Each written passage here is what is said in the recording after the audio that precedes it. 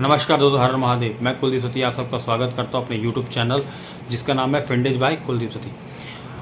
आजकल हम बात कर रहे हैं बैंक NBFC के लोन के रिगार्डिंग। ठीक है, आप सोचते हैं बैंक और NBFC आपको लोन अप्रूव कर देगा, जल्दी कर देगा, आपका सिविल स्कोर अच्छा है और आपके ट्रांजेक्शन अच्छी है। कई पैरामीटर्स होते हैं सर, उसके बारे में आपको बताना चाहूँगा।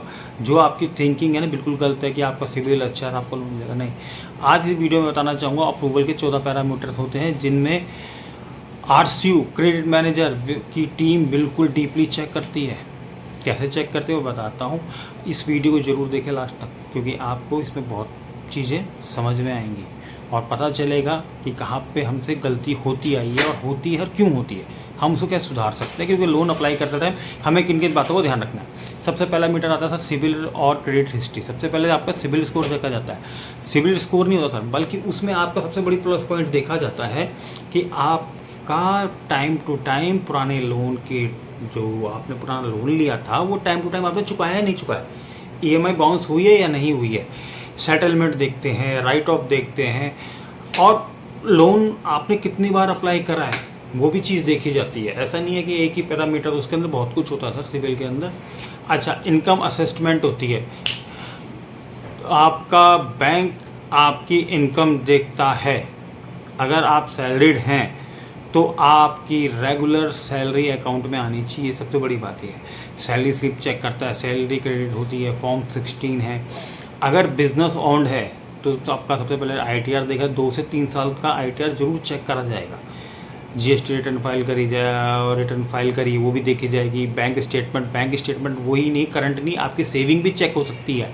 करंट जितने वो सारे होंगे। बैंक ये समझना चाहता है कि आप बिल्कुल स्टेबल हैं, आपको कोई दिक्कत नहीं है। FOIR करके भी एक पैरामीटर्स होता है, ये सबसे महत्वपूर्ण पैरामीटर्स होता है। मतलब आपकी मंथली इनकम से पहले जो चल रही है उसमें कितनी EMI आपकी जा रही है। आपने कोई और पर्सनल लोन ले रखा है या कोई और लोन ले रखा है, वो सब दिखेगा। अगर EMI ज़्यादा है, नया लोन मिलने की संभावना कम हो जाती है। आपकी इनकम और आपका जो लास्ट EMI उसको वो पैरामीटर को देखा जाता है। Bank statement analyse, credit manager आपके बैंक स्टेटमेंट को बहुत ध्यान से देखता है। उसमें कई बातें होती हैं सर, वो क्या देखता है वो मैं आपको बता देता हूँ। सबसे बड़ी बात, सैलरी या इनकम नियमित रूप से आ रही है नहीं आ रही है आपके बैंक अकाउंट में। एवरेज बैलेंस कितना रह रहा है, EMI बाउंस हुई है या नहीं हुई है, चेक रिटर्न हुआ है क्यों हुआ है, संदिग्ध ट्रांजेक्शन हुई है क्यों हुई है, एम्प्लॉयमेंट।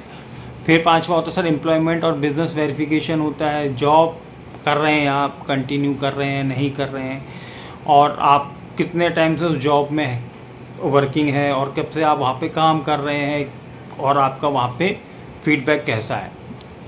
अगर आप बिज़नेस करते हैं तो बिज़नेस कितने साल पुराना है, आपकी इनकम कंटिन्यू है या नहीं है, कहीं टूट गई, कहीं कुछ हुआ, तो वो सब वेरिफिकेशन होता है। फिर छठा आता सर आपका घर का वेरिफिकेशन, वो RCU टीम चेक करती है। आपके घर का एड्रेस जो आपने एप्लीकेशन फॉर्म पे दिया वो सही दिया, जो आपके आधार कार्ड पे आपने दिया वो सही दिया, गलत दिया। आपका घर अपना खुद का है या रेंटेड है, ये सब उसमें चेक होता है। साथ साथ डॉक्यूमेंटेशन वेरिफिकेशन होता है। इसके बाद सभी डॉक्यूमेंट्स को वेरीफाई किया जाता है। वेरीफाई किया जाता है कि आपका जो आधार कार्ड है, पैन कार्ड है, जो आपने एड्रेस प्रूफ दिया है, इनकम डॉक्यूमेंट दिए हैं, बैंक स्टेटमेंट दी है, ये सब चेक होता है सर। किसी भी डॉक्यूमेंट में मिसमैच मिलता है तो लोन रुक सकता है, क्योंकि कोई भी नाम आपका एग्जांपल XYZ था तो आपने XB है तो ऑटोमेटिकली वो रिजेक्ट हो जाएगा। RCU वेरिफिकेशन होता है। RCU अपने जो भी फ्रॉड होने वाले हों या नकली कागज़ होते हैं या कुछ भी तरीके से जांच में अगर कमी पाई जाती है तो उसको रोकता है। ठीक है, उसमें पहले होता है एड्रेस वेरिफिकेशन होता है, ऑफिस का वेरिफिकेशन होता है, एम्प्लॉयमेंट का वेरिफिकेशन होता है, कॉन्टैक्ट वेरिफिकेशन होता है। फेक डॉक्यूमेंट्स की पहचान करें। हर डॉक्यूमेंट को गवर्नमेंट की साइट पे लिंक्स में जाके चेक करा जाता है, OTP चेक करा जाता है कि वहाँ फ़ोन नंबर आपका अपडेट है नहीं है। एज क्राइटेरिया होता है। हर बैंक मिनिमम और मैक्सिमम एज की लिमिट होती है। 18 से 60 साल तक की एक एज लिमिट होती है। अगर आपकी एज पॉलिसी के अनुसार नहीं है तो लोन प्रभावित हो सकता है।